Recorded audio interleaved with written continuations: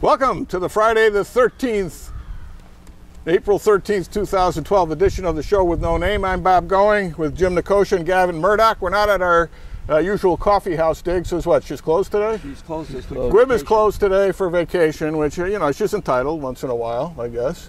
I was going to make the pot of coffee before we started. See that? I knew there was going to be something wrong with it today. Okay.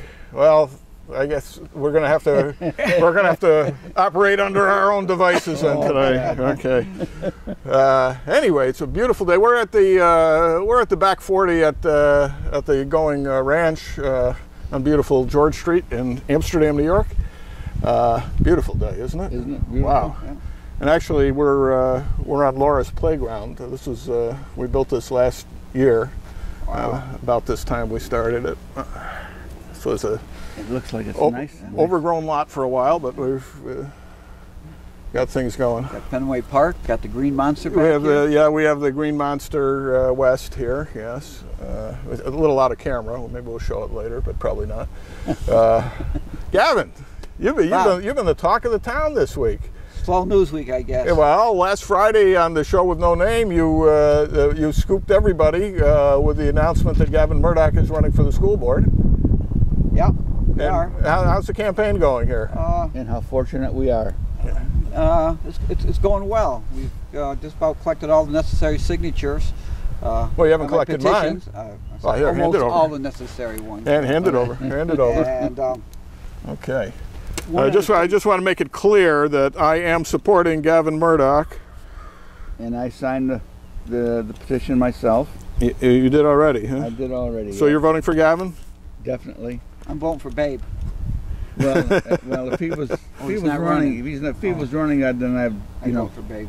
But there's got to be more than one person on this at this election, isn't there? I've only heard for sure one other name, though there were a number. No, there's two positions, isn't there? There's two positions. Right. I've heard one other name being bantered about, but I don't have any first-hand knowledge of that, so I. Did I steal your pen? Or won't speak to that. That's yours. Okay. But I did hear there's a number of people picked up petitions and are circulating them, so we'll find out. 'Cause they all have to be turned in by the 25th of April. Now, of the two incumbents who are up this year, I see in the paper this morning Mr. Crosby is not running. He's president of the school board, right? Yes. Right, he's not That's running. right, he's not running. And the other lady, as far as we know, is not running either. So both incumbents are stepping down.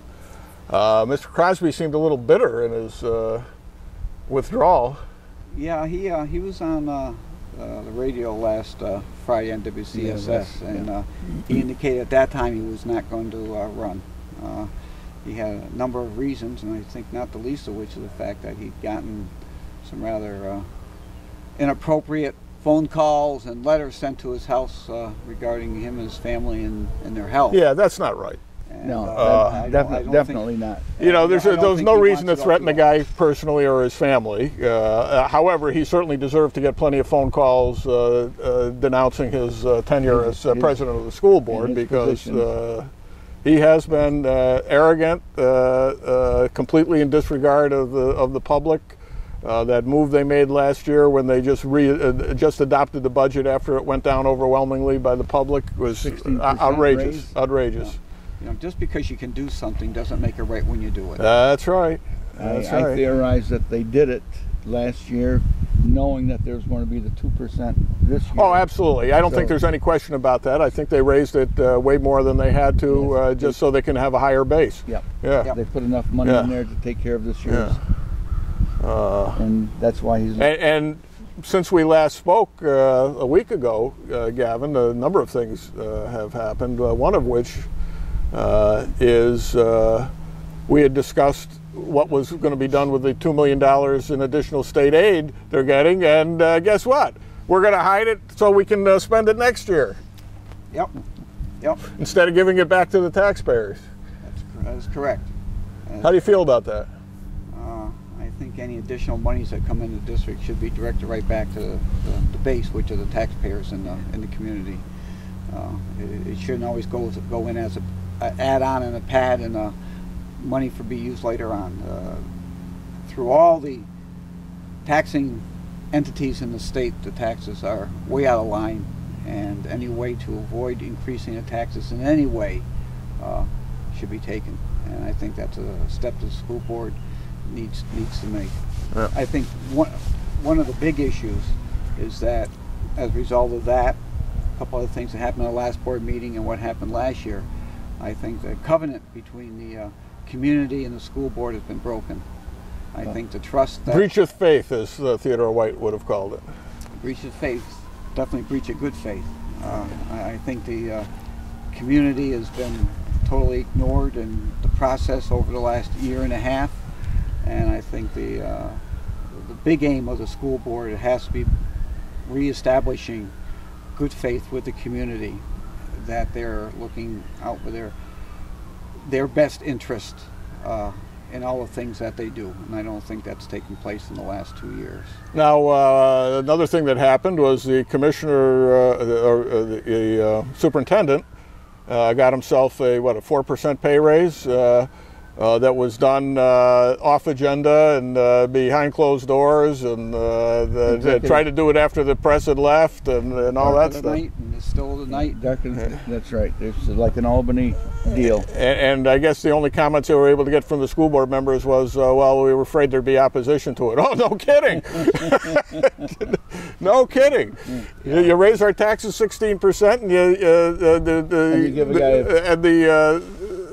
the accomplishment rates as measured by outside sources have not risen. And well, their rationale was that they saved $1 million with the insurance, so they could spend. So they could spend it somewhere else. Yeah, because the money's because they have the money, they should spend it. Well, you know, the $1 million that they saved belongs to somebody else. It belongs to the people they took it from in the first place. Well, they saved it so they could spend it. That's what it was. They were looking for more to spend. You know, and the perception they're creating is reality, and the perception is they don't care about the community members. Well, clearly they don't care about the community members. Is one child in this district going to get a better education because the superintendent got a 4% raise? No. They wanted longevity. You were a superintendent. Yes, I was. Up in Wells. Up in Wells. Did you ever have that situation come up? The first year I was there, at the conclusion of my first year, my contract indicated I was to receive a raise, and I told the board I was not going to take it. We were in a tough financial situation at Wells at the time, and though as a percentage of the entire budget it wasn't big, I said I can't do that because it's not the right thing to do. Yeah. Simply because you can do it doesn't make it the thing you should do. It doesn't make it right. So I spent my next year without a raise there, but I knew what I was taking going in, and what I earned the first year I thought was satisfactory, and there was no need to raise the salary. You know, there's no entitlement to your earnings. They're called earnings because you earn it, and at which time you have a choice. And that's one of those things they have control over. And I mean, this is what, his fourth raise in 5 years. And they've all been substantial. Look, I used to have a pretty decent salary when I was a judge, okay? And periodically we got raises. Actually, there had until now there hadn't been a raise since I left. It hadn't been a raise since 1997, I guess, or something like that. 10 years. It was a long time. But in any event, you know, when you talk about the DPW getting a 3% raise, people say, you know, 3%. But you know what? 3% on a DPW salary ain't nothing like it was on my salary or a superintendent's salary. Because once you get over 100,000, once you're making over 100,000, 3% is $3 grand. Absolutely. I mean, it's half of what my parents paid for their first house each year. And when you talk, when government speaks, they always talk in terms of percentage. Tell me the dollar value. Right. They don't want to tell you the dollar value because when you see that dollar value, it's more than some people are making. Absolutely. Yeah, the increase is more than people are making. That's right. That's right. And when those types of raises are handed out, yeah, to them it doesn't matter if the tax go up because their raise is more than covering that. But most people are not in that situation. Yeah. Most people, what they get banged up in tax increases takes up all or more than whatever they may earn additionally in that year. And that's wrong. You cannot force people into deficit spending. By the way, do either of you have your cell phones on you? Because I have no way of keeping track of the time here. I got to watch. Okay, good. I have to leave by 12. I have to take Elaine to the doctor. Oh, we'll be gone by then. So we probably started on time, right? We started about 10? We did. Well, yeah, we did. Closer than usual. All right. Closer than usual. Okay, so here's the take I'm getting on you from the calls to the call-in shows on the other station. They say, "Can we trust this guy?" I mean, he's former, he's one of them, former principal, former superintendent of schools. He'll be thinking just like them. Do you think like them? I don't think I think like anybody else. May or may not be a good thing. You think an awful lot like I do, I'll tell you. He thinks with his mind. We'll put it that. That'll give him that much. You know, I don't want to say everything that's going to be said over the next few weeks, but I was a teacher. Mm-hmm. I was a building administrator. I was a district administrator. I'm a taxpayer. I'm a parent. Now, if the fact that I was a teacher disqualifies me, all those other things should disqualify people. And if that is true, then the only people left to vote are people who rent, who've never gone to school, and don't know anybody who's ever had an education. And they're the ones that should be able to run for the school board. I don't think that's correct. Right. I think what it has to be is you have to have somebody who understands the entire community to make the right decision that's best for everybody, not just one faction. And anybody who goes in saying, well, I'm going to make sure this happens, is being disingenuous.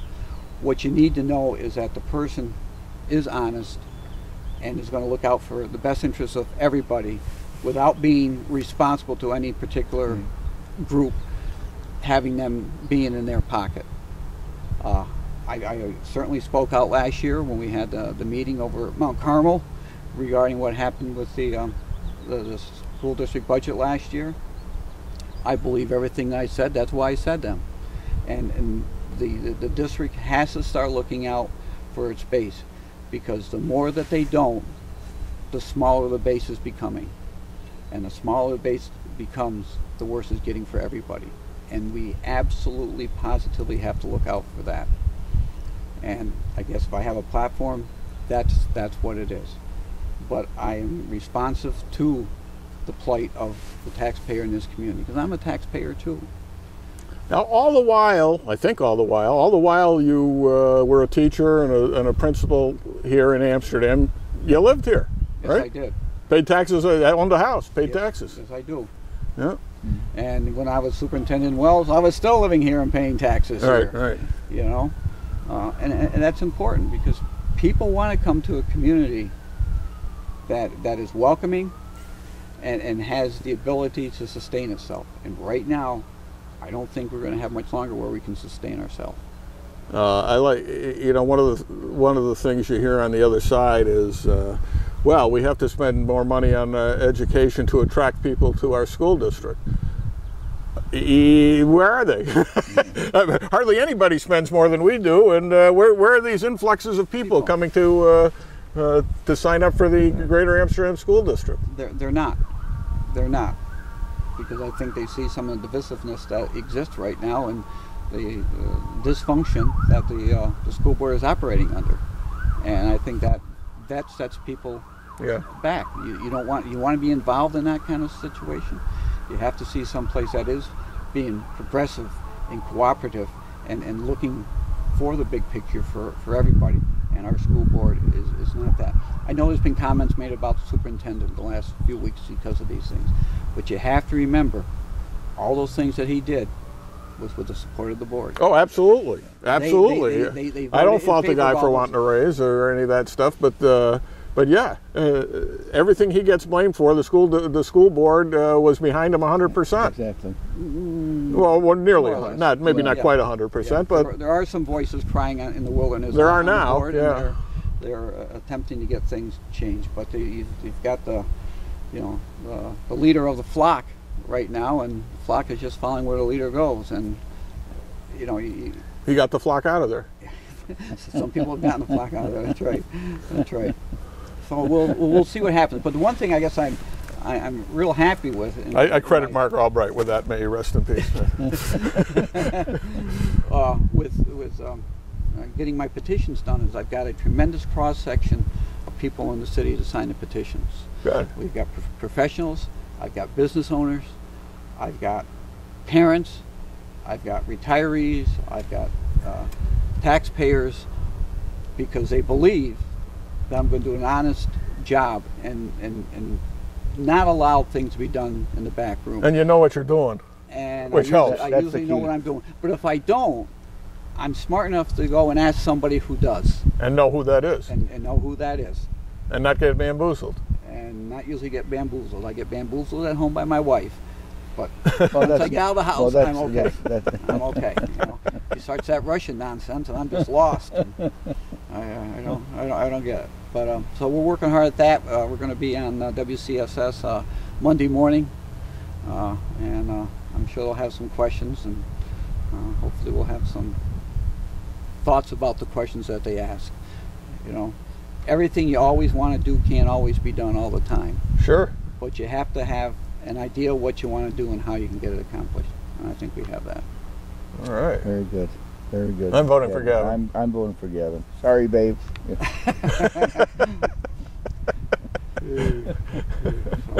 Now,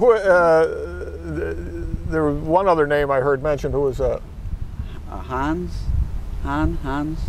It's a parent from Tekler. Okay. That is getting her petition signed. I do not know the woman.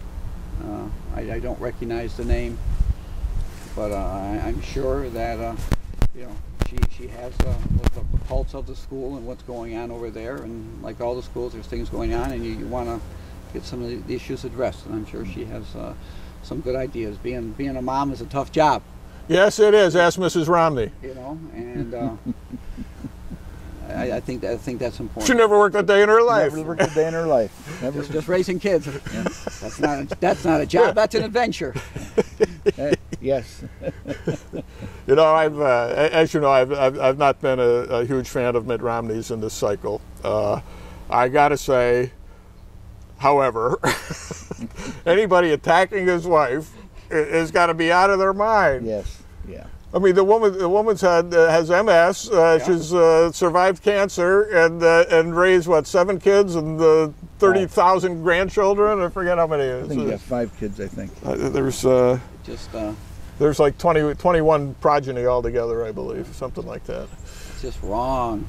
Yeah. That's wrong. I mean, and it's stupid. Yeah. It's stupid. A woman would never work a day in her life. What does she know? Oh. When she comes out and says, "Geez, I'm sorry if I offended or offended anybody." Well, what? Yeah. After I apologize to anyone who was offended by what I said. Not that anything I said was offensive. No, that's right. That's if you were offended by it. Yeah. And then, what's her name? Hillary Rosen, right? We're talking about. Yeah. Consultant to the Democratic National Committee. And then there's like, nobody knows who she is. You know, Axelrod says, no, she works for CNN. She doesn't work for us. Yeah. And then they check the White House logs, and she's been there 35 times, as opposed to General Petraeus, who's been there 9 times, for example. And some cabinet members haven't been as often. And so they ask, what's his name, Jay Carney, right, the press secretary for the president. They asked him yesterday, well, what about this? It says she's been here 35 times. Well, you know, we don't know that that's her. I know 3 Hillary Rosens myself, personally. Right. So then one of the reporters does you know, you can do these things now. He checked, and there's only 2 in the whole country. Because it's an unusual spelling of Hillary to begin with. And, unbelievable. You know, that guy's got a horrible job.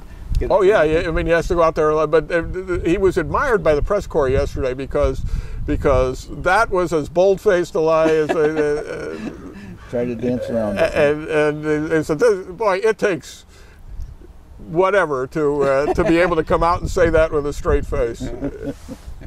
So, he takes a lot of bullets for the president. Boy, he went to Fred Astaire School of Dance. Yes, he did. Gets up there and dances as fast as he can. Dancing with the Stars. Wow. Yeah. Wow. Terrible. Yeah. Well, that's a dirty game politics. All right, before we get to back to the national things, what the heck is going on in the New York State Assembly race for Amador's seat. Now, I was told, let's see, we were last together 2 weeks ago, right? Yeah. And that was a Friday, and that Sunday, the district Republican leaders met and interviewed the candidates, right? And they came up with one.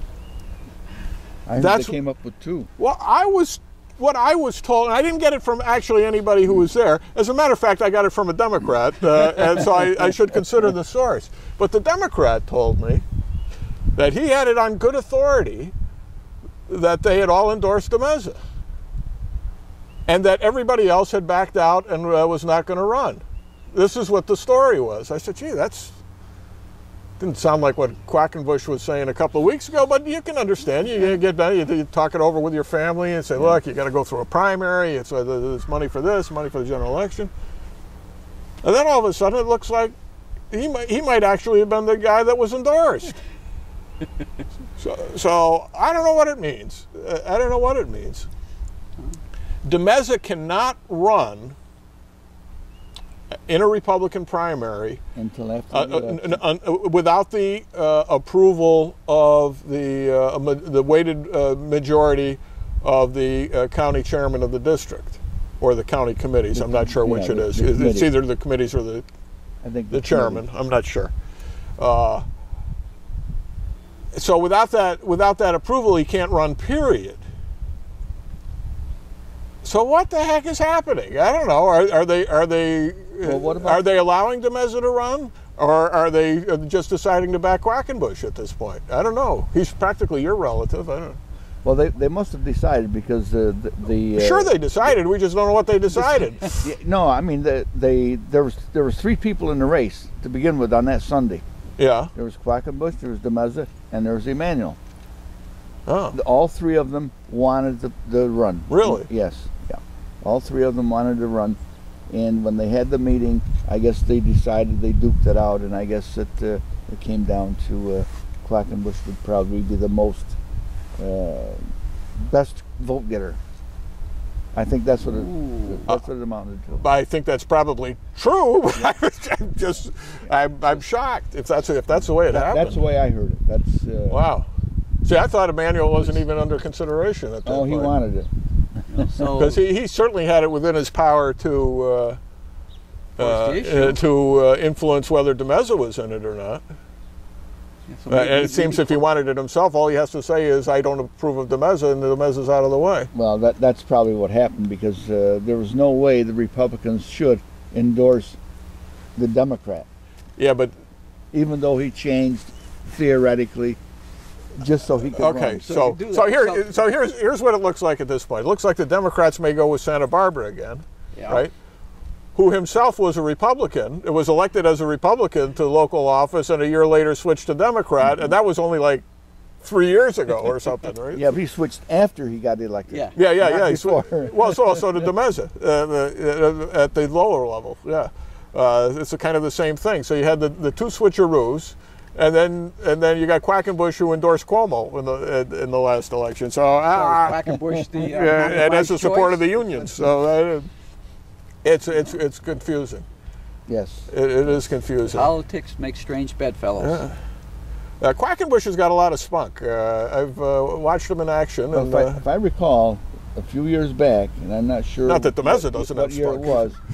Quackenbush wanted the chairmanship of the Republican Party. Yes. Yes. He fought with Lori Koppel. Yeah. And Koppel said she wanted one more year or one more term, whatever it was. So, that's why he wasn't the chairman that year.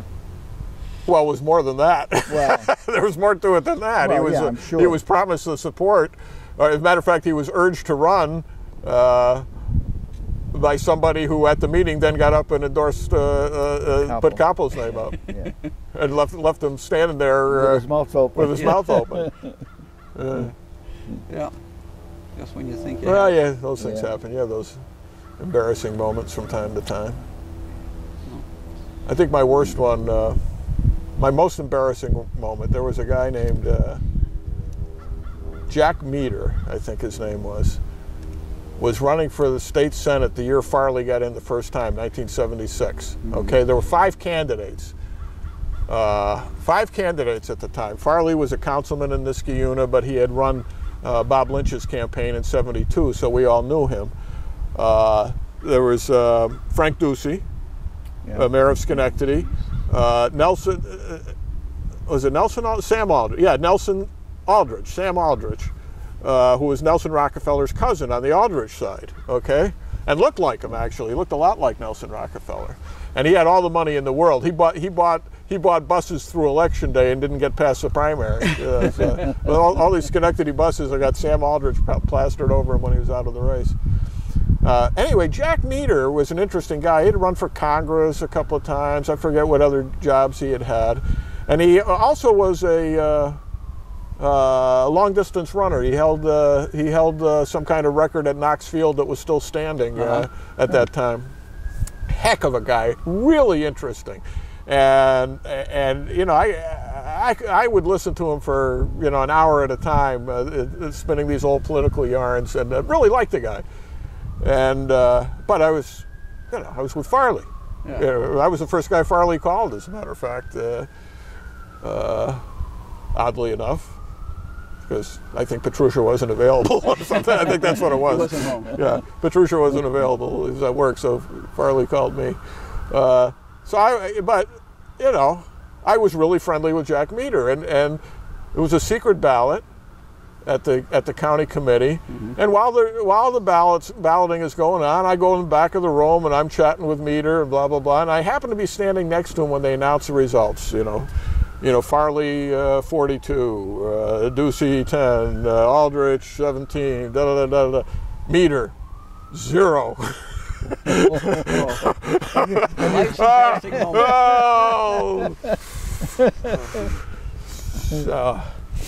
Well, it's been nice chatting with you, Jack. Wish you a lot of luck. Too bad you didn't Nobody get my gave me cover. Nobody gave me cover.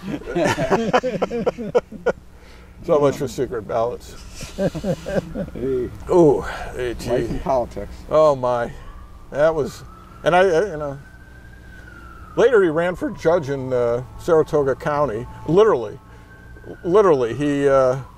he put on a tracksuit and ran from one end of Saratoga County to the other during the course of the campaign, and he would jog from town to town. And how did he do in that election? He got killed. Yeah. Yeah. After a while, you know, at first he seemed like an obviously good, strong candidate, but after a while, you're Harold Stassen.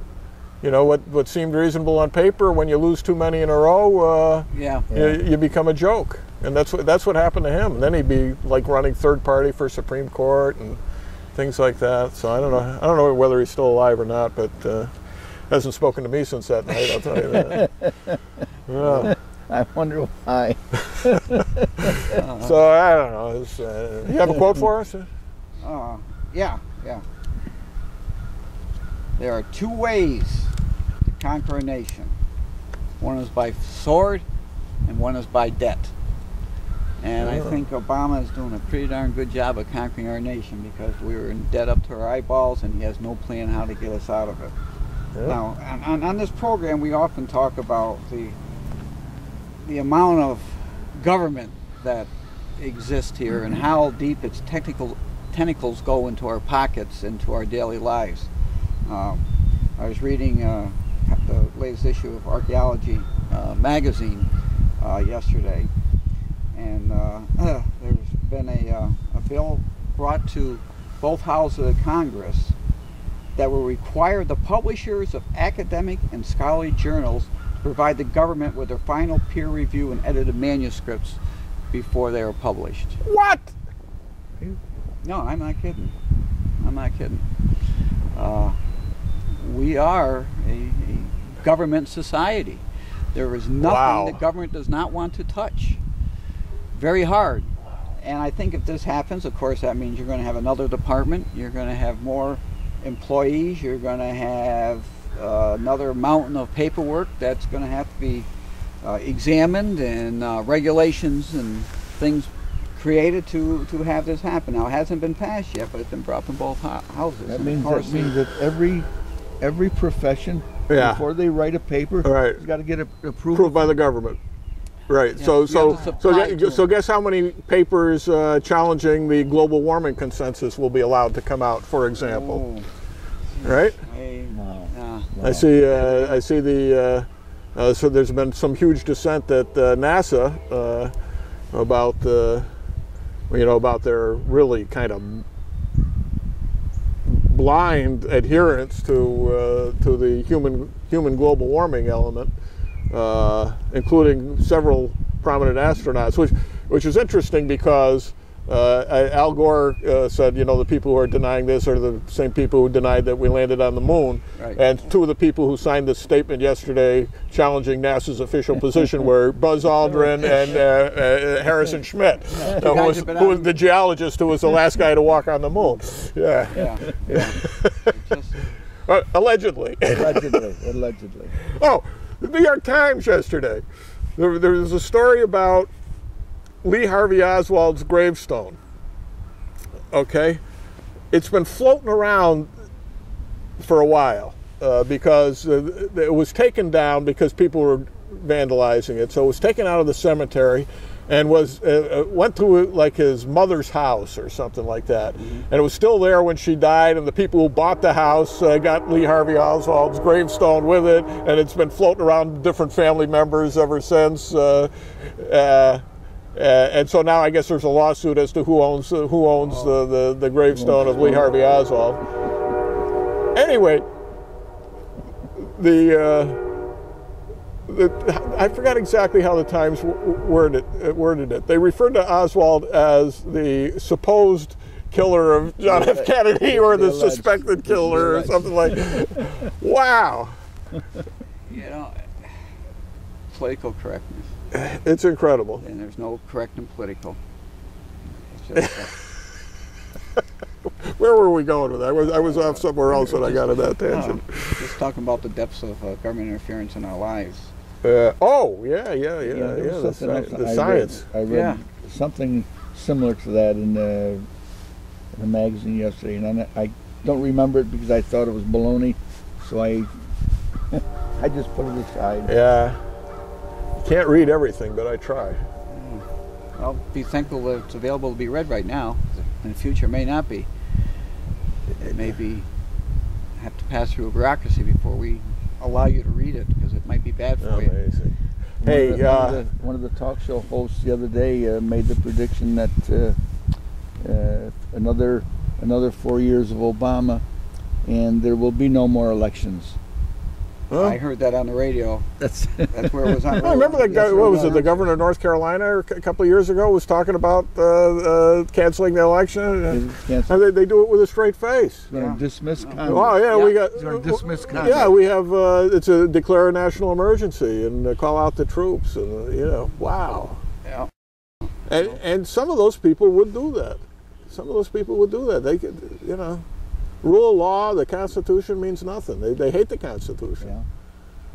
Who says we can't do that? Well, they're trying to circumvent. Who says you got the power to do that? They're doing a good job of it. Now, gotta tell you, I was really pleasantly surprised this week. Our Wednesday movie night was The Iron Lady. Right. And I was expecting, at most, a kind of a two-handed approach to Margaret Thatcher in this movie. And she came off not only as exceptionally sympathetic, but as the great leader that she was. And standing up to the wishy-washy moderates of her day. It was one great scene after another. And Meryl Streep is out of this world, dead on Margaret Thatcher. It's like watching the real woman. Yeah. It's amazing how many of these Hollywood liberals take on these roles like that. Don't they learn anything by doing these roles? I don't know. You wonder, don't you? You know, Gary Sinise seems to. it's just amazing. These guys do it, and they portray these people who made more contributions and followed the laws and the right path, and they do a great job. And they go back to Hollywood, and they become this mushball. Right. You know, I don't understand how that can happen. Boy. If they do a great job like that. There's a scene where she's a junior cabinet member, and whoever, I forget, Heath was prime minister at the time, I think, whoever it was, they don't even mention who it is, but and all these men at the table, and they're all your typical country club Republicans, okay? And they're all saying, well, you know, we have to take a moderate view here, we have to do this, well, we have to go so far this direction because we don't want to get wiped out in the next election, and and I think we're all in agreement on that. And you can see her down at the end of the table, you know, just excuse me, I think that's exactly the wrong position to take. And you know, she came from nowhere. She was a grocer's daughter, a guy who believed in middle class values and the value of hard work and you know, and family and all that stuff. And how the heck did she get there? I don't know. But you know, there's another scene where her cabinet is kind of she's like taking a position, and they're and one of them says, well, grocer's daughter, you know, and she says, what was that? No, please, I want you to. I want us to have an open discussion so we can understand each other's views. It was great. And it's funny. It was great, and it was like watching the Sarah Palin story to a certain degree. She was able to rise like that there because that is, you know, one of the entitlement of all countries in England. You know, one of the great socialist countries, and she was. It shows there's got to be something right in those stances. Yeah. There's got to be something right with the stance that many Americans are trying to take now against this entitlement nation that we have. Right. You know. She was a one-woman Tea Party movement. I'll tell you. Yeah. She really was. In a country of tea drinkers. In a country of tea drinkers. Yeah. Anyway, it was a great lesson for today as well as a lesson in history, I'll tell you. What's going to happen to the Tea Party in this country? They'll be busy. They'll be busy running candidates that you never heard of that are suddenly going to emerge. Yeah. No. I was wondering what that sound was. It's a bird. We're outside, and you can hear the train going by in the valley probably if you're saluting us. Saluting us as they pass through. That's right. I gotta say, I think this idea of closing the Broadway crossing in Fonda is insane. I understand the Center Street crossing being closed. You don't need two of them plus the bridge. But the Broadway connection connects the Town of Mohawk Highway Department, the Montgomery County Public Works Department, the old courthouse with all those buildings, the county annex building with half the county offices in it, with the rest of the county buildings. Right. It's crazy. Where's these two crossings? I know where the one is by the old grocery store. That's the Broadway. That's the Broadway one. The other one is by the where the old Mohawk Valley Democrat used to be. That corner, a couple of blocks east of. It's the middle one. They call it Center Street for a reason. Yeah. I can't picture it. Well, it was a very small crossing, but it was when I was doing my research and going to the county archives, I always went that way. I'd take a left there and kind of shoot over to the other side. Yeah, it's halfway between the bridge and the Broadway crossing. Yeah. You know, I guess you don't have to have any common sense. No, you know, it's all. Yeah, okay. They don't. You know, they had one fatality at that intersection, and it wasn't because there was an intersection there. It was because the idiot from the railroad opened the crossing with a train coming. So anyway, they got an administrative judge is going to. And I'm not running for anything in the town of Mohawk. I just think that's crazy. It is. And the administrative judge should not even be dealing with it. They shouldn't even be talking about it. If they want to make the intersection safer, make it safer. There are ways to make it safer without eliminating it. according to the paper, they're making a compromise. They're going to close. That's no compromise. They're going to only open it to pedestrian traffic. Well, guess what? Pedestrians can run across the other one if they want. I saw that. I saw, God, that's yeah, this is like the Obama contraception insurance compromise. You know. It's no compromise at all. It's still closed. What are you talking about? Well, maybe we'll give you the key to the gate, so if there's an emergency, you can. If there's an emergency, you want to get across there. You don't want to stop and open the freaking gate. Yeah. Pardon me. So fresh air is making me frisky this morning. Wow. Wow. What time we got here? 20 of 20 of 11. All right. Mr. Tonko was on the radio show this morning. And he said, it's funny. He spoke for probably a half hour, 45 minutes, and he didn't say anything. Huh. Well, I thought you'd go for at least an hour like that. Well, no, they had a couple phone calls, so. Boy, I've seen him a lot of places lately. I see, like I've been seeing him like almost every day. Yeah. Election time's coming up. Is he up this year? Yeah, of course. Yeah. Okay. Well, time of year. Look, he's got every job he's ever had has been one of those 2-year jobs. He's been campaigning nonstop since what year? 30 years. 30 years at least. Yeah. 30 years at least.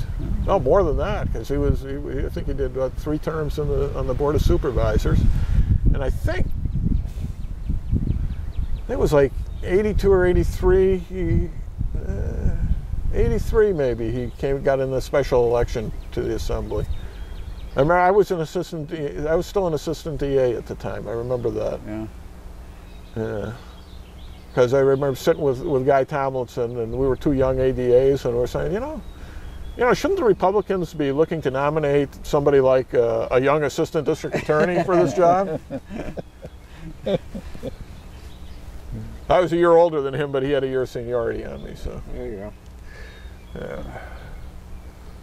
So yeah, it had to have been back then. We were at a Lincoln Day. We were at a Lincoln Day dinner. And who was? Yeah, that was one of those. Sometimes those things don't go according to schedule. Or script. Yeah. According to script. And there was literally a script for this one. I think, if I recall correctly, Rush Emery was supposed to be the speaker, the main speaker at the Lincoln Day dinner. He was probably running for re-election that year. And he got called out in the middle of the dinner on a crime call. And he just handed his speech to somebody, and so somebody else was trying to make sense of his handwritten notes. And then he said, I'm for law and order. Okay. What's talking I got to be up here, right? Oh, boy. Well, Margaret Thatcher. I love Margaret Thatcher, I tell you. So you'd recommend that movie? The movie is excellent. It is really excellent. And as I said in my review on the blog, they take some poetic license, but they do it poetically. So as a movie, it works on every level, I think. That hasn't played here, has it? I think it came. I don't know. Must have. No, maybe it didn't. I don't know. Maybe it didn't. We don't always get all the movies here. Yeah. No, we don't always get the good movies. Yeah. So she did win for that, right? Street? Yeah. I believe so. She had to. No, Julia. I think she got it, didn't she? No, that was a couple. She didn't get it for that. No, somebody else. Her Julia Child one, which was also an excellent movie. Yes. But this is powerful. I mean, I had tears in my eyes for the first 20 minutes of this picture, because it pictures her as a doddering old lady chatting with her dead husband. It opens with her fumbling into the local grocery store for a quart of milk and being just outraged at the price of milk, but in a doddering kind of way. And she had snuck out of the house, and it was sad. Yeah. That's the sad part. And she's still capable of pulling together her faculties when asked the right question, or and she's still Margaret Thatcher underneath, but the Well, it's like, you know, like Reagan, the slow, the long goodbye, as Nancy said. I see you're going to be doing an addendum to your book, maybe, huh? Oh boy! Yeah, Boy, you've been following me pretty closely. I just wrote that this morning. I just read it this morning before I came up. I always check and see what's there, and you know, you think you got all the answers. Well, I knew when I wrote Honor Roll, and this is Honor Roll: The World War II Dead of Amsterdam, New York. I knew when I wrote it that there was going to be mistakes in it. I put it out pretty quickly.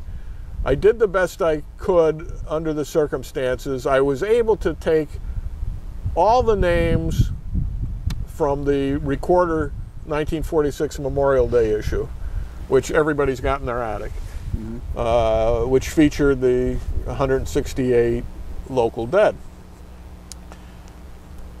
And I was able to get a story for every one of those. And along the way, I picked up a few stories that they missed, which some of which still amaze me that they were, that there's some where you say, well, what's their editorial criteria for including somebody or not including somebody? But there were a couple that met all the criteria, and they for some reason they still didn't make it into the issue. Then of course I found the guy, Mr. Kashiba, who I found his obituary and the you know, another entry on our Roll of Honor story about him, and the day after the book is put out, I get a call saying, "Oh, you got a mistake in there." And I thought, Mr. Kashiba didn't die. I said, what?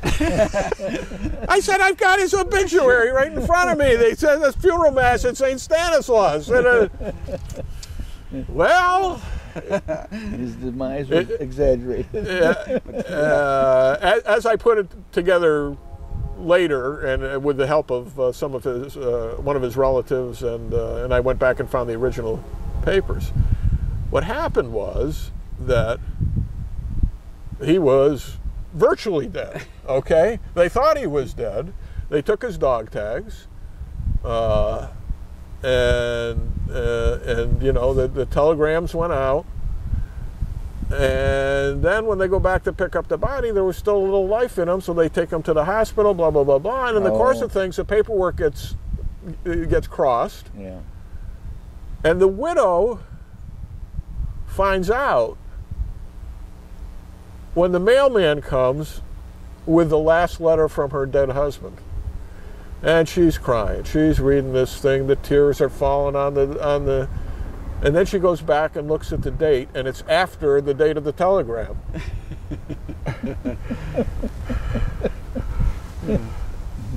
Shortly thereafter, the other telegram arrived. Funny, but not funny. Yeah, well, and the thing is, I mean, I got this guy as dead. He came back to Amsterdam and lived till about 2007 and died at the age of 93. Mr. Kashiba. Anyway, the one this morning, I've run into a couple of others like this that are not in the book,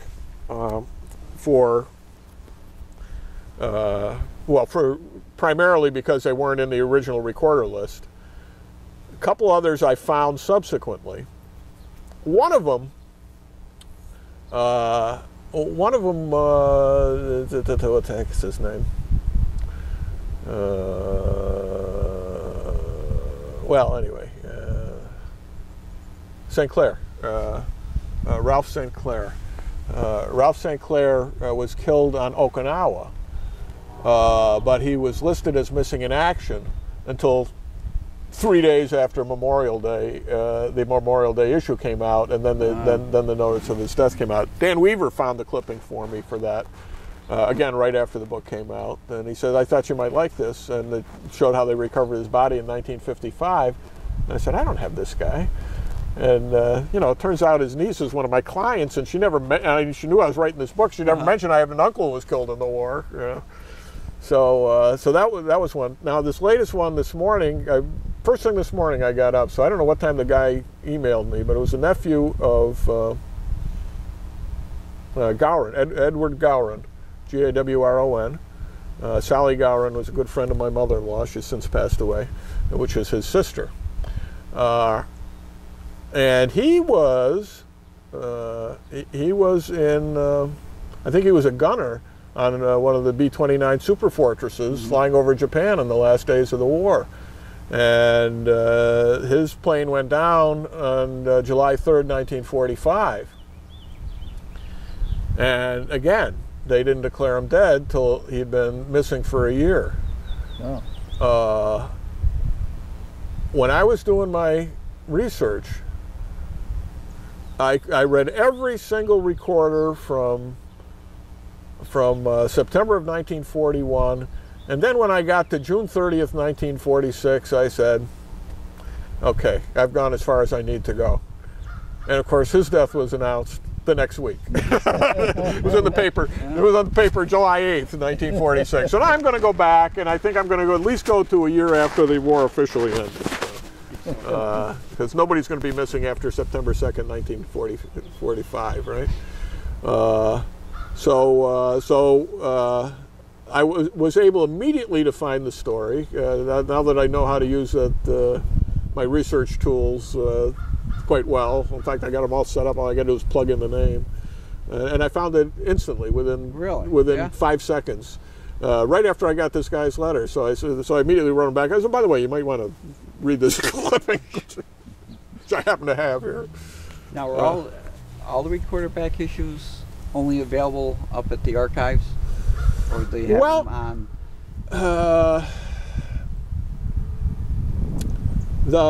The hardbound issues, I think I'm not sure. I'm pretty sure the recorder has a copy of them. They don't? Then these must be the recorder's original copies then. There are, occasionally you find pieces of paper inside them where you can tell that they were used by the 20 years ago today editors at the recorder. Where, how far back do they up there have the recorder? The bound ones, well, they got the Democrat too, so the recorder actually dates from like 1832. It was bought out by it changed its name a couple of times, and it's been the recorder since like 1839. But what we know as a recorder today, owned by the William J. Klein Company, was really it was taken over by the Democrat, by the Daily Democrat, in the late 19th century. So they got them all the way back to they go back to 1832, but the Klein papers go back to like the 1860s or something like that. So the bound volumes, at least from the 1880s, because I know I have gone back and researched those. I mean, when I said the 1880, I mean 1880, not 1888, 1880. But I think they're even older than that. If you count the Democrat as well as the recorder. And some of the earlier papers, and I don't know whether there are other papers that were printed in Amsterdam, and I don't know whether they were earlier iterations of the recorder or just other papers that came and went. They got some of those too.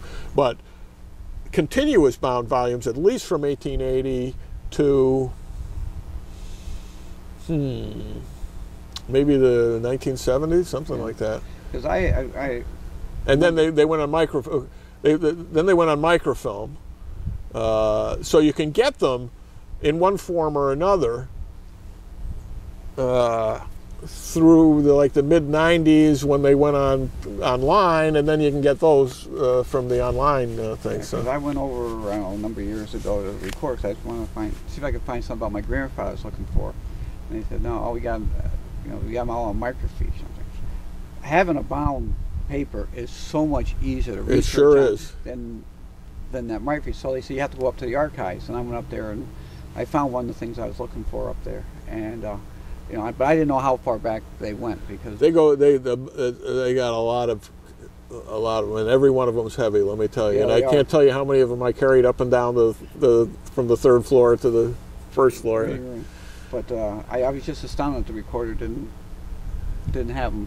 I'm pretty sure. I'm pretty sure now that you mentioned it that now they've been on microfilm. They were microfilmed a long time ago, so I'm not sure. Well, I guess the microfilm goes back all the way now too, because otherwise that guy on Fulton Postcard, FultonNewYork.com, would not have had access to them, because the online ones now go back into the 1880s. Yeah.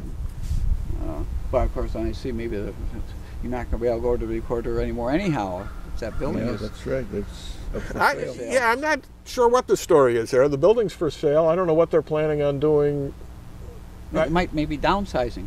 Well, that's the point. I mean, they first of all they've downsized. Been downsizing for years. They can put the whole operation in one corner. Now, the question is where they're going to print from. Whether they're going to continue to do their own printing or not. I don't know what the story is. But as you know, you can put a newspaper together in your car these days. With the technology there, you don't have those guys putting hot linotype together anymore.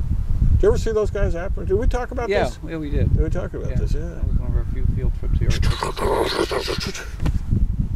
Wow. That was a skill. They were trained. Yeah, a skill. It was one of the great skills that there was. I mean, I just can't imagine. They probably were paid nothing either, you know? Yeah. You can kind of see why they used to do semi-weeklies. It's going to take half the week just to type it up. But to get it written up and then all laid out and printed, I mean, the speed was... And there was so much... I don't want to get on that, but there was just so much more in the paper. Now, yeah, we were a bigger community. Yeah. But, you know, unless you go out and you give them something, they don't get it. Well, they don't have people covering things. Yeah, but in the old days, you used to give them stuff and they would print it, and I don't, and it really isn't.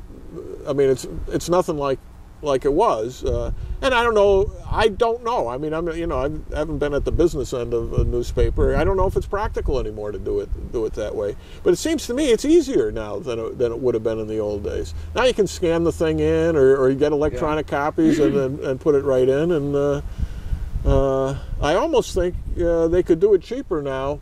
And they used to have neighborhood stringers. You know, the busybody, there was a busybody in every neighborhood, and you'd say, you'd go to the busybody and say, hey, I'm going to New York tomorrow, so it'll be in the paper, you know. You know, Gavin and his wife spent a lovely weekend in New York, and they saw a show and had dinner and came home on the train. 20th Century Limited. That's right. That's right. You know? And it's full. That's what makes those 40s papers so interesting to read, and the 30s even more so, because in the 40s they cut back because of the war. But everything that happened was in the newspaper. But yeah, it was like you could find out. Hey, my father went to this skating party over in the town of Florida, and all the and who was there? The fraternal and social organizations that existed. Incredible. And every meeting had their news in the paper. Yeah. And they were all doing what I would consider very positive things for the community. They were very actively involved in what was going on. And if nothing else, getting people out of their spouse's hair. Yeah. I put together a list. I forget. I think there were like 29 fraternal organizations in 1940, something like that. I got the list. I got it out of the city directory. There were like 2 different Oddfellow organizations, the Red Men, and and of course there would be the women's auxiliaries of each of those. I think there were 2 or 3 Masonic lodges. And 3, I think. Every ethnic thing there had at least one. Italian American club. Yeah, Canadian club. My Pearl Harbor Day story includes the meeting of the leaders of the Federation of Clubs, and that only included like the ones that were Polish related, I think. They would, you would not only have, each one would want to have a club, but they would have a federation, so the federation would meet, determine what they were going to do. Well, then they'd be, in a way they became political organizations too. Got your hour. Mostly, I think they were formed so they could drink during Prohibition, right? Mostly. A lot of these clubs, anyway. And no women allowed. No one allowed. Kind of like the Masters. Yeah. Yeah. Like the Masters. Did you watch that? I just watched 3 or 4 holes there. Well, I watched some of it during the week, and then tuned in for the end, kind of accidentally. And I tuned in just when Bubba Watson makes that unbelievably incredible shot, like it's he's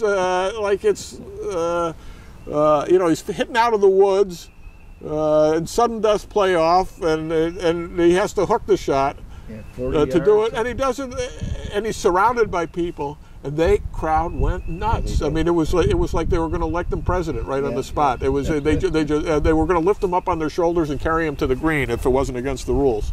And he just drops it right near the hole, like he didn't have a care in the world. That's one of the things that makes sports so compelling. And the guy has never taken a lesson.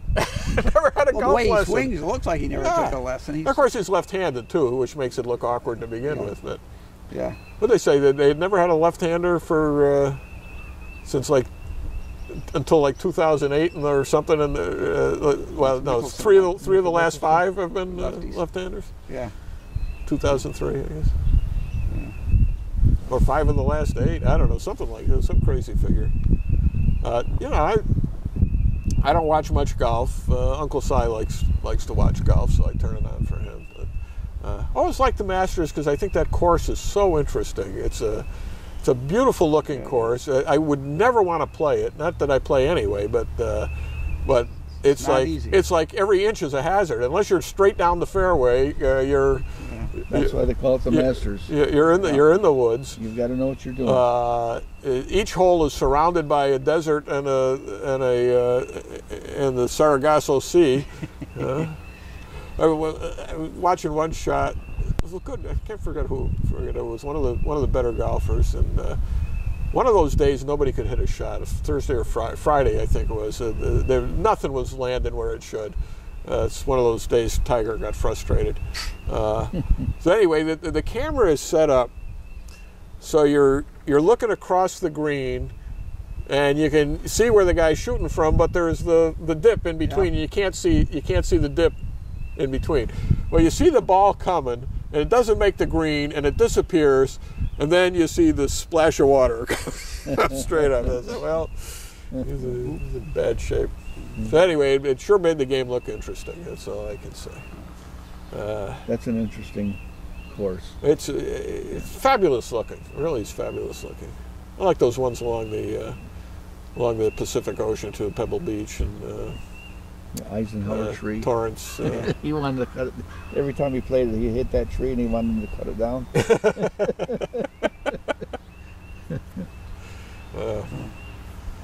Well, let's see what else is going on. Santorum's done. Yes, we're going to get to that. I didn't read anything about it, but somebody told me that he's endorsing Ron Paul. Did I hear that? Or no. I think that was somebody's wild dream. Oh, okay. Yeah. That was probably Judge Napolitano. Or no, that's not going to happen. I can see him kind of sitting in the wings for a while. Well, look, it comes a point where you say, is it worth all the time and effort I'm putting into it when I got a sick kid? And I think that's what really did it that last weekend when his daughter was in the hospital yet again. This is a guy who was a strong family man, and 7 kids plus 1 who died. So they've had 8 kids. That this wasn't. In the end, but when you start running out of money, and you start looking at the math, and there was some talk that Texas would go to winner take all, and then when they didn't do that, now there really is no practical way because even if Romney only gets 30% the rest of the way out, he's still going to have enough to pull it off anyway, especially with all the super delegates backing him. So after a while, you just get tired and you say, "Oh, look, it's not going to happen." Why waste any more time? We'll go home and play with the kids, who I haven't seen in Yeah, that's frustrating. in 2 years. There's a human side to this that I think is often ignored. Gingrich, meanwhile, his kids are all grown up. He just keeps plodding along, and he's actually still campaigning, even though he's $5 million in debt. And apparently, he's already got a deal with Romney to pay off his debt. So I don't know what he's Really? Yeah. Well, I didn't hear that. Yeah, yeah. So now he's Whereas Santorum, I think, is like close to the edge, where maybe they're a little bit in debt, but nothing like $5 million. now Romney. Plus, didn't Gingrich's not-for-profit company just file for bankruptcy too? At top of that. Anyway, I'm not a fan of Romney's. I'm really annoyed that he's going to be the nominee. I think he's going to win. I'm not sure he's going to be a good president. And I know, I know at the end I'm going to vote for him because right now I'm at my pissed off stage, and I'll get over that. In fact, Hillary Rosen helped me get over it quite a bit in the last 24 hours. Now he's going to have to run against the president instead of running against his own party. Yeah. And, it makes it a one-on-one race now. Meanwhile, I don't know. I think it's going to be close. We got a race for U.S. Senate in New York, and I tell you, I like this Wendy Long, who got 42% of the vote at the Republican convention, and all of it virtually at the Conservative convention. And she's got a lot of pizzazz. She's got to beat her, though. And if I wasn't already inclined toward her, she goes to mass at Father Rutler's parish in New York. Oh, really? Which makes her, I mean, that gives her the blessing as far as I'm concerned. Father George Rutler, who is a frequent guest columnist on the Judge Report. Yes. He's a good guy. He's a good guy. He is you talk about world's most interesting men. He can talk about anything. Well, not anything.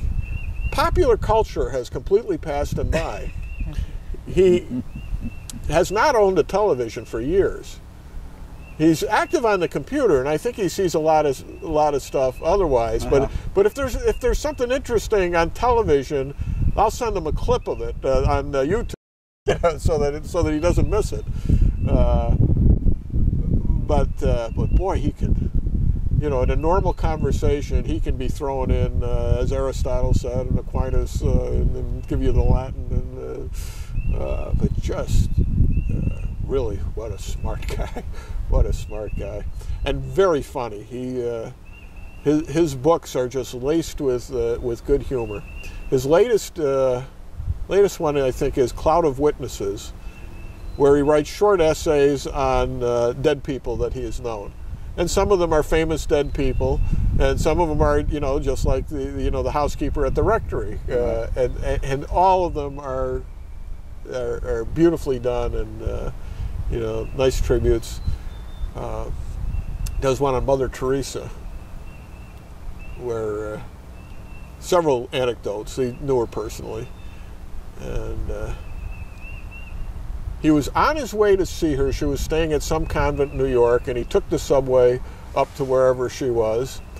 And on his way to the subway, he passes one of these newsstands, of which there are many in New York, and he happens to see a risque magazine. Arrives at Mother Teresa's convent, and the first thing she says to him is, "Father, you must learn to avert your eyes when you see things like He had not said a word. And then they're out in Rome someplace, outside of Rome, or up on a hill in Rome, having tea together. And for some reason, they've missed their ride back to wherever they're going. So Father Rutler and Mother Teresa of Calcutta stand on the roadside and hitchhike back into the city. It's like being in Calcutta. When I read that, I wrote to him immediately. I said, "Father, I could not have been more startled by that story if you had told me that she pulled a Claudette Colbert on the side of the road. What did he write back? Something like, Mother Teresa was a magnificent woman, but her legs would not stop a truck, or something like that. Boy. Yeah. See, Sunday is the 100th anniversary of the sinking of the Titanic. And somewhere upstairs, I have the original recorders from the several days after that. Oh yeah. Again, you got to go to the originals. You know, you all know you know the history of the Titanic. You've seen all the movies and everything else, all the documentaries. But to see it as they were reporting it is fascinating. Initially, the initial reports, it's all headlines, of course, because it was headlines when it sailed. Initially, the extent of the human loss was not known. The first reports were all about Lloyd's of London crapping out. You know, and it's estimated that the loss to the Lloyd's of London will be, $400 zillion or whatever, And I'm looking at this, I said, what? And then I realized they don't know these people are dead yet. Yeah, then the next day, information's coming. Yeah, and there were people from Amsterdam on that ship. Yeah. That survived. Forget who they were at the moment, but some of our industrialists. Dick and Sonia tells a story that his parents were going to book passage, or tried to book passage on the Titanic when they were coming from Italy to the United States, and that they wouldn't let them on because they didn't want any Italians on the maiden voyage. Now, I don't know if that's true or not. They let the Irish on, according to the movie. So. Well, they were shoveling the coal down below. There was a real interesting program last week on, and it was from the perspective of the guys in charge of the boilers and the coal and what they did to try to keep it going as long as they could, keep it afloat. Was that the Cameron show or the? It was what? Was that the James Cameron special? No. Because I saw that. Cameron's just on last night before. Sunday night. That two-part, yeah. Sunday night. This was on before that, and and the size of the boilers down there and the tonnage of coal that they had, and of course every piece of coal's got to be shoveled by hand into the fires, and the conditions where the workers were living, the eight men to a bunk bed in there. It was just unbelievable. You don't understand how hard life was for workers at the turn of the century during the industrial age, with the advent of all this. It was still all manual labor was keeping these industrial machines going. And they talked about what work it was in Belfast to build the dry dock where they're going to build the ship. That it was all dug out by hand in the harbor. Irishmen with their shovels shoveling out to build it. That was the largest dry dock in the world. I got a call from my brother-in-law last night, and he said, "Did you see the 1940 census that they came up with?" I said, "No, I didn't look at it yet." He said he went on and he looked at for my father in 1940. There was 10 of us still living at home. I had a sister and brother had gotten married and moved out, but there were still 10 of us living home. My father's salary in 1940 was $1,200. Hey, my father, when he got out of law school in 1952, his dream was to someday make $5,000 a year. That was his goal.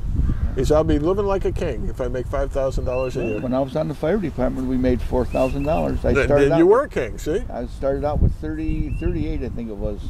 In the first year, we got a raise. This must have been when the Democrats were in. I even forgot who the hell was mayor. But it was a brutal life back then for many people working in many areas. But just seeing these guys on the bottom of the Titanic, with all the safeguards they built into it, they never envisioned how that could happen. The Cameron show was interesting. It was interesting for somebody like me. I don't think the general public particularly, but he had all these experts trying to figure out what they got wrong in the movie, you know, with what they've learned since and all this stuff. And they did mention how amazing it was that the weight was able to shift in such a way that they were able to keep that thing not too far off skew for a long time. Right. It went down because it was up like 2 hours before it broke apart, and they still weren't able to conclude whether they were really clever or whether it was just blind luck. The way they were steering it. Then they tried to now, knowing what we know now, you know, is there a way they could have saved more people? And they were trying to come up with a way to save everybody, you know. And I think Cameron's suggestion was they should use whatever power they have to head toward that other ship that was 7 miles away. They were within sight of each other. And that would have made it easier for more people to get from one boat to the other and be rescued.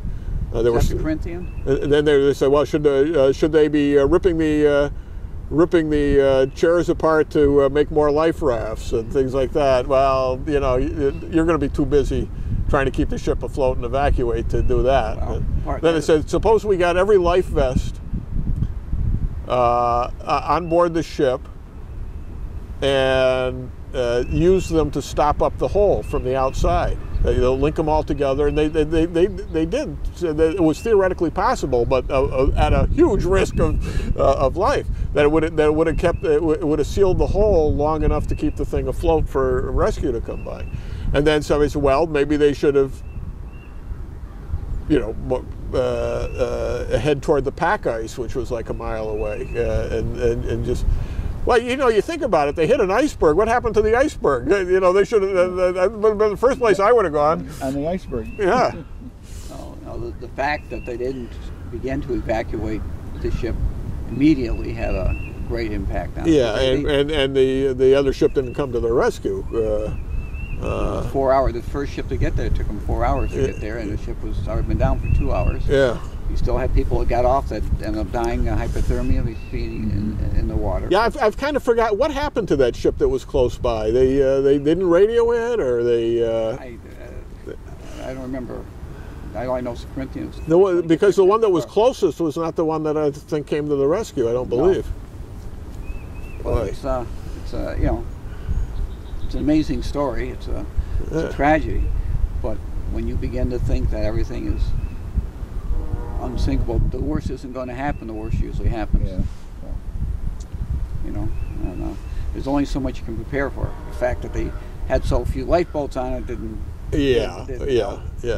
You know. Yeah, some things are obviously wrong, and that's one of them. If you don't have enough lifeboats for the number of people on board. Well, they figured it was unsinkable, so they didn't. Yeah. Well. Yeah. Too bad. Then you don't need any lifeboats, right? Yeah, that's true.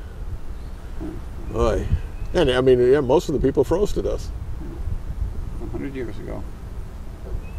Wow. Then Fenway Park opened. 100 years. That's why I had the anniversary show on a couple weeks ago. No? The girls are going. They're going for the anniversary. Are they? Yep. I see Francona's not coming back for it. Well, I'm not surprised. He's you know, he was doing the ESPN coverage of the opening game, and he deliberately stayed away from the clubhouse because you know it wouldn't be right. Yeah. It's the other guy's thing now. Yep. It's the other guy's team. He's not going to interfere even in a casual way, and that's right. That's the right thing to do. But they'll be demanding him coming back pretty soon, I think. Actually, Veritek's the guy who needs to come back. He held those guys together. He was a presence in the clubhouse. Yeah. A positive presence in the clubhouse. Yeah. So Anna and Laura, Anna and her daughter Laura, and Luis are. They got tickets. They got tickets for the April 20th game, which is the 100th anniversary game against the Yankees. They get them off of StubHub. Yeah. Yeah. I said, how much were they? She says, Daddy, you do not want to know. Okay. Yeah, well, it only happens once every 100 years, so what the heck? Yeah, that's right. Yeah. Oddly enough, there was an offer sent to me by the Red Sox yesterday for standing room seats for the Yankee series, where they would, including that game, where for $20 you get a standing room seat plus $5 in Fenway bucks to use at the for a $7 sausage sandwich. Yeah. Really? Yeah. Yeah. When is Yankees opening home game? This weekend. This weekend? It's today, isn't it? It's today. It's Friday, yeah. Yeah. I think my son said that my grandson has tickets for opening day at Yankee Stadium. They've bounced back. They were 0-3. Now they're 3-3. 3-3. Yeah. It's a long season. I guess It's a long one for my team, I'll tell you. They've got quality. Hey, they started out slow last year. Yeah, I know, but last year they started out slow with what the Boston Herald said is this the greatest team ever. Yeah. And on paper, they were the greatest team ever. And what's the difference in the lineup this year from last year? A lot. For one thing, they've only got 3 starting pitchers. Last year they had 6 starting pitchers. What happened to Lackey? Is he out on injury? I don't know. I haven't seen him. He's out. Yeah. I guess Daisuke's still on the roster. He could come back mid-season. I don't know about Lackey, what his story is. But that's left them to really scramble for. They really should have bought another pitcher. Yeah. Traded Crawford or something. Nobody wants Crawford's salary at his Nobody wants performance Crawford's salary. level. No, not performance level, no. I think that's why Theo's somewhere else this year. Chicago, right? Yeah. I still love baseball, and I still love watching the Red Sox, even when they haven't settled anything with the Shrine, with the $700. Whoa! No, no. Our co-host Mike Cherry, where is he today? I think he had a meeting. I can see his house from here. Yeah. I don't see him out front though. I can see Russia from here too. You people at home can't see the view that we can see from here because we're overlooking the valley. But yeah. Oh, there's a house in the way. I can't see much. Well, yeah, but if you look over this way. Oh, okay. All right. What's left of Chalmers? I didn't look out this morning. Yeah, they took out a little corner down there. I went over this morning to Liberty, and it's still there, still hanging in there. The view is one heck of a lot better with it gone, isn't it? Yeah, Going both ways. Yeah. Yeah, which we said all along. The thing has been an eyesore. Yeah, for a long time. From the day it was built, it's been an eyesore. I just can't imagine where they would have been if we had a real winter, how far behind it would have been in taking that thing down, because they were able to work just about every day in the wintertime. And yeah, and it's... yeah, but they didn't. They worked quite a bit. They took it down slowly, but they worked quite a bit.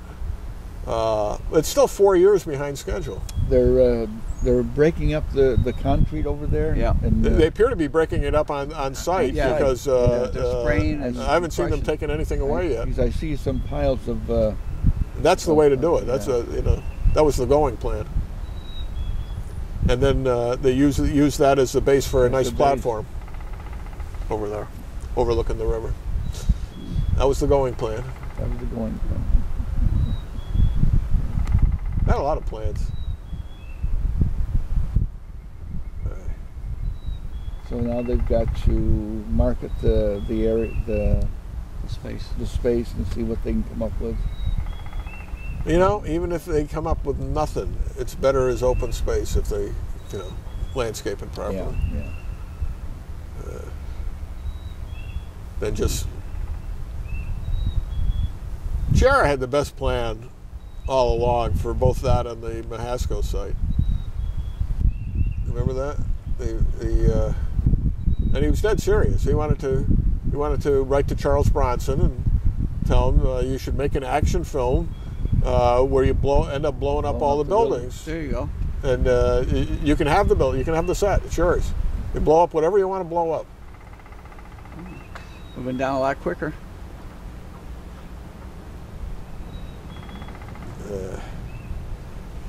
I don't know, did you see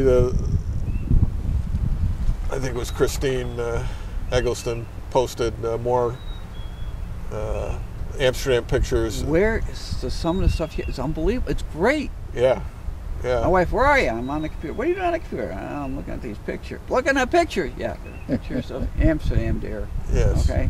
So she's nonstop. Well, I think she keeps Googling a lot of them. And this last set of the crummy buildings in the East End and other places in Amsterdam was taken a couple of years ago by somebody passing through.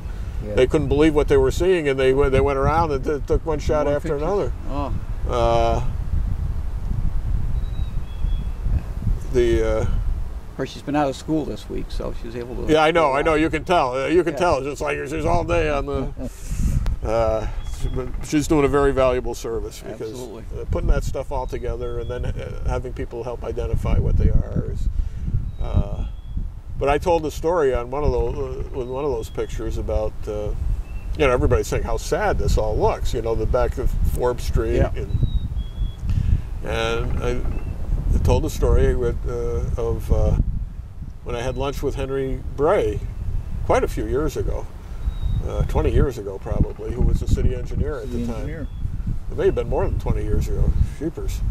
Yeah, it was more than 20. And he said to me, he says, I'd like to come back to this town in 50 years and see what it looks like. He says, because I envision a green belt running across all the hills, the sides of all the hills in Amsterdam, the Forbes Street, Wall Street, there's going to be one long green belt because these houses and buildings are going to go down one at a time, some by fire, some getting knocked down, some falling down, and nothing will ever be built in its place because no one would want to.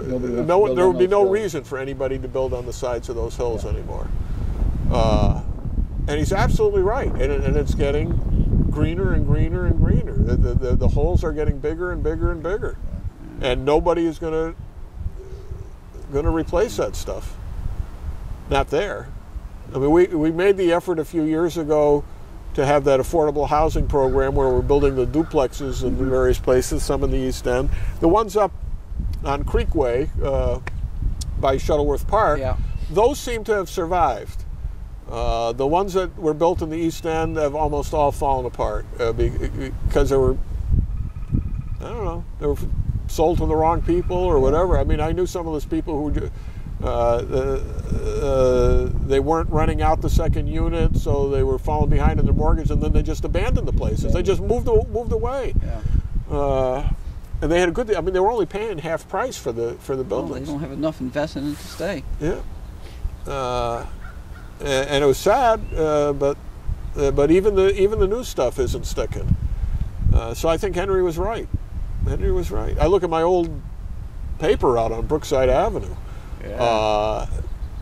I would say close to half the buildings that were there, Lower Brookside Avenue, are gone. Gone. Completely gone. Yeah. What time we got?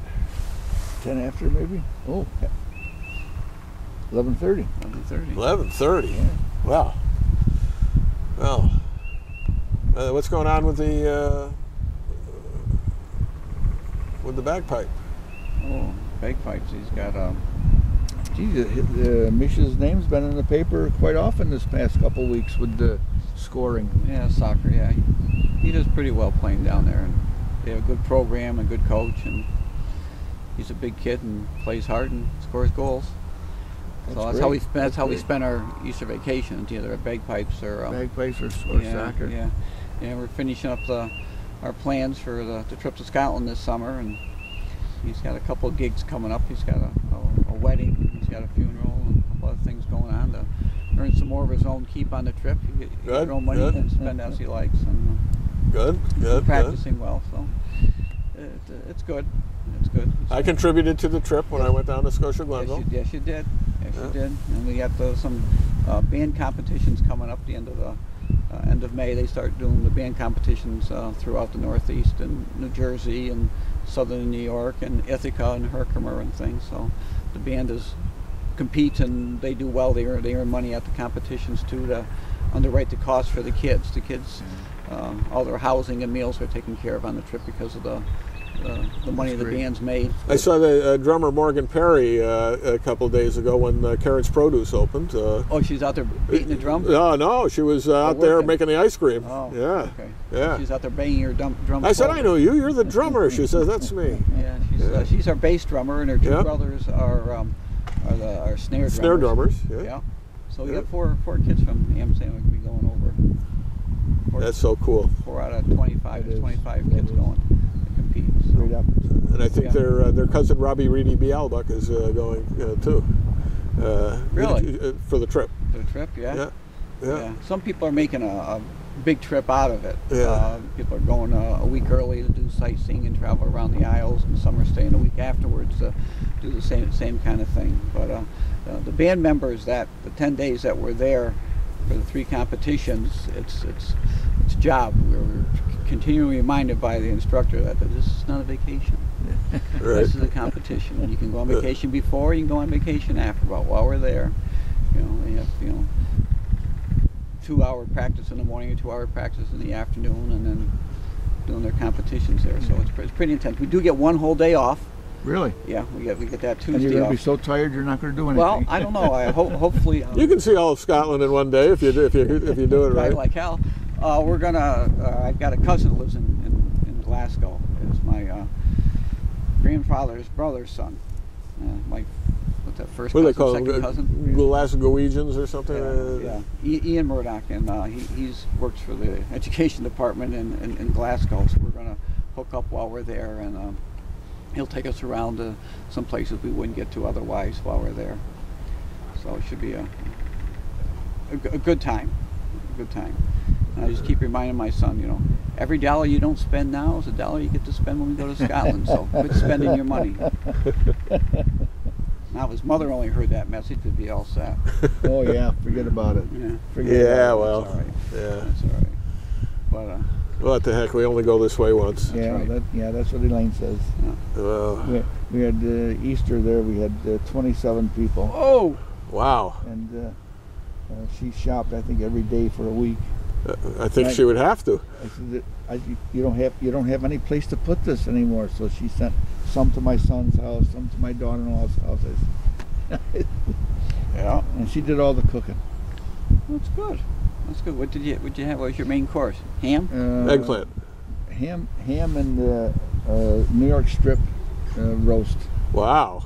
Wow. And a ham, and we had the stuffed shells and eggplant, naturally, and artichokes.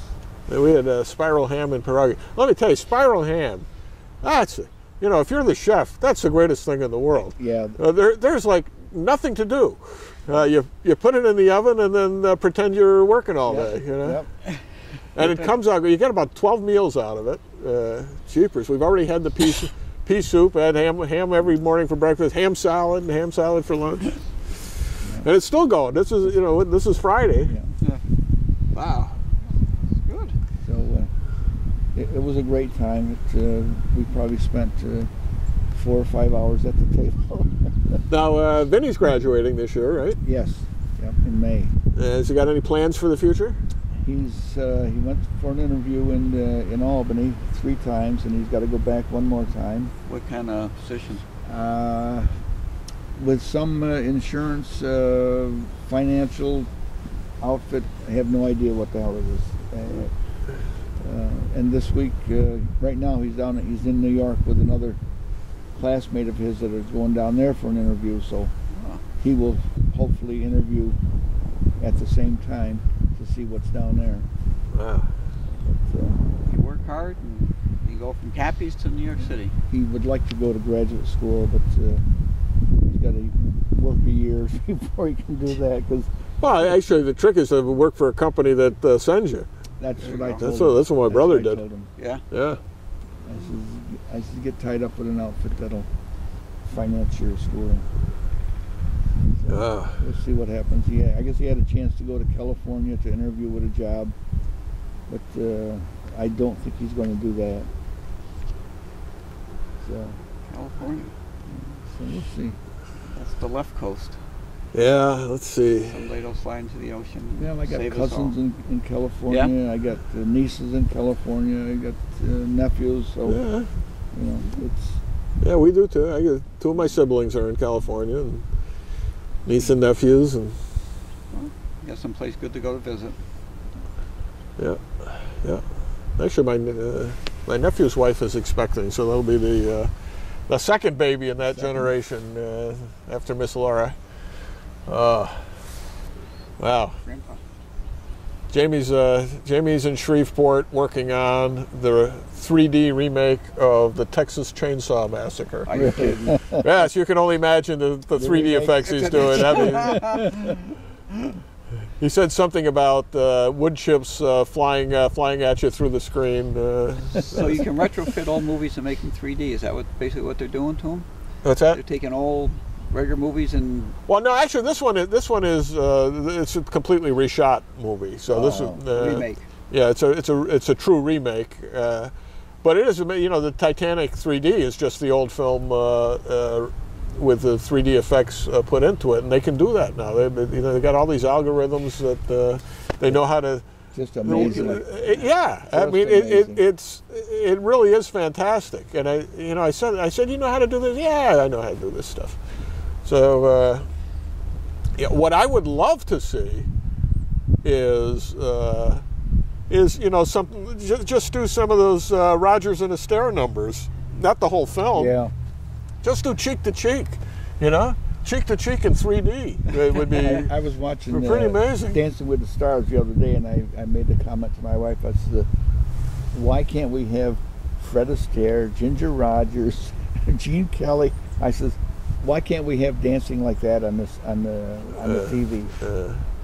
You know, although I like to watch those half-naked women, you know, that's the last night, I don't know even know how I found it. I was looking for something else, but somehow I came across the Fred Astaire specials from 1959 and 60.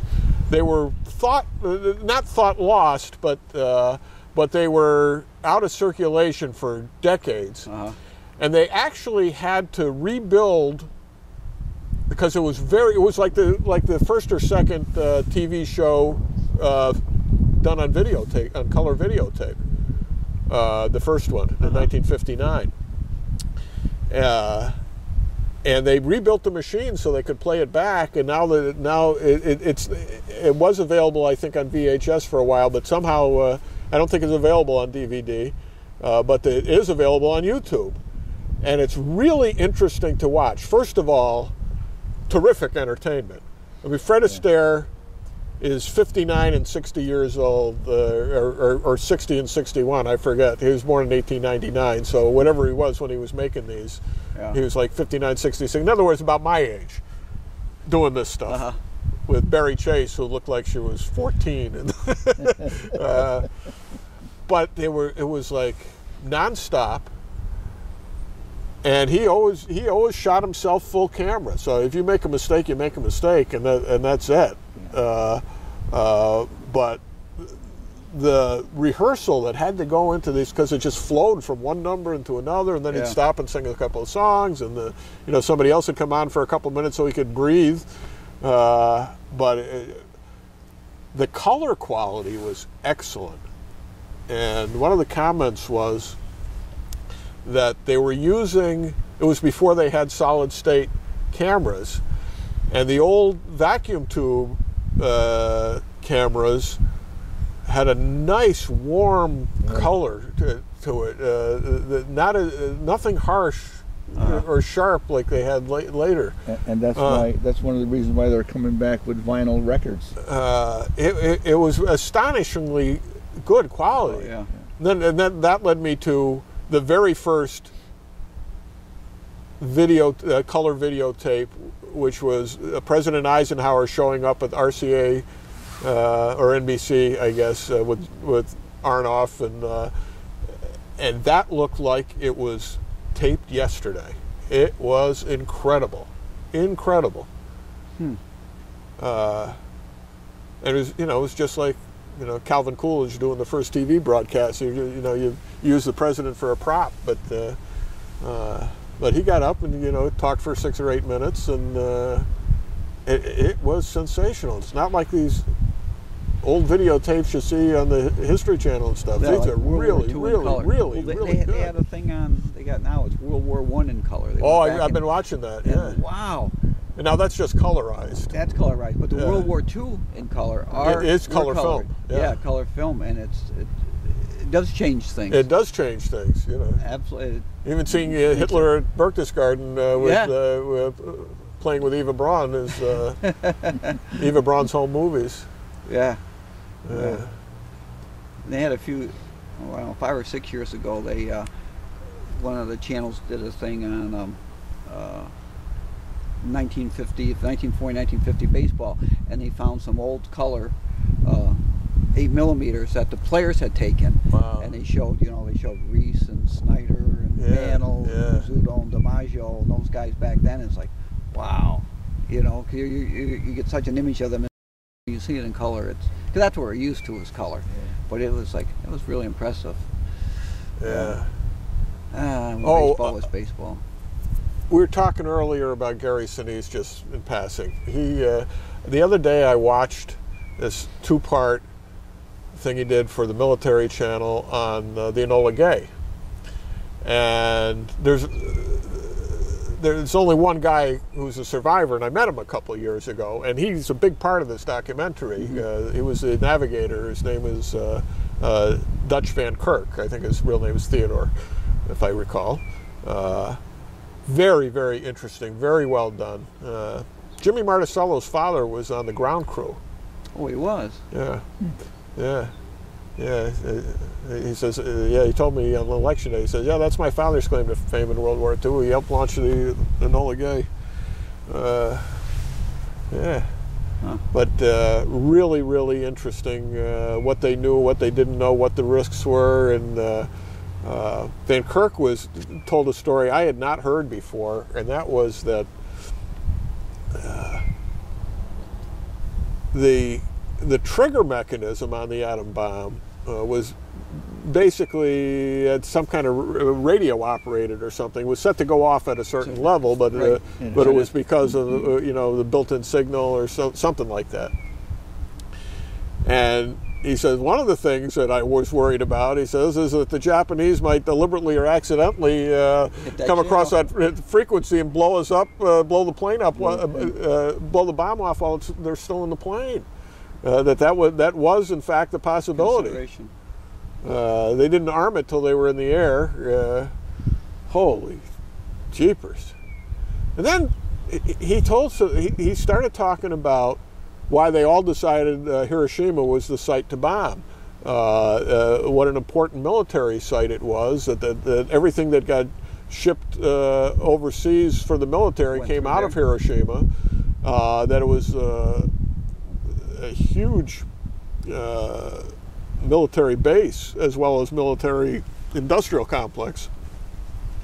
25% of the casualties were military at Hiroshima. So you don't hear that. To me, that's flabbergasting. I'd never heard that, and that's an amazing amount. One of the reasons they chose it is to kill the troops before they kill us. Yeah. You never hear that in the documentaries. It was a very very well balanced. Van Kirk said over and over. He says if you think you got an opinion on this, you better go back and read the histories and see what was going on at the time, and see how many men we lost in Okinawa and Iwo Jima, and what we were looking at, and how fanatical they were about fighting to the last man. And even after they dropped the second bomb, it was 5 more days before they surrendered. At first they said, well, they only got one bomb. We can surrender. The 3 days later we drop another one. Well, try the coup d'etat. Oh, and the kicker, because we started off talking about education. Yes, we did. And Van Kirk basically ends this 2 hours with an education story. He says they don't teach World War II in these schools anymore. He says these kids don't even. I go and talk to these kids. They don't even know what I'm talking about. He says, I was introduced in one school as a veteran of World War XI. And with that, vote for Gavin Murdoch for Superintendent of Schools. I'm Bob Going with Jim Nicosia, Gavin Murdoch here on Friday the 13th, and we'll be back next week with more of The Show with No Name.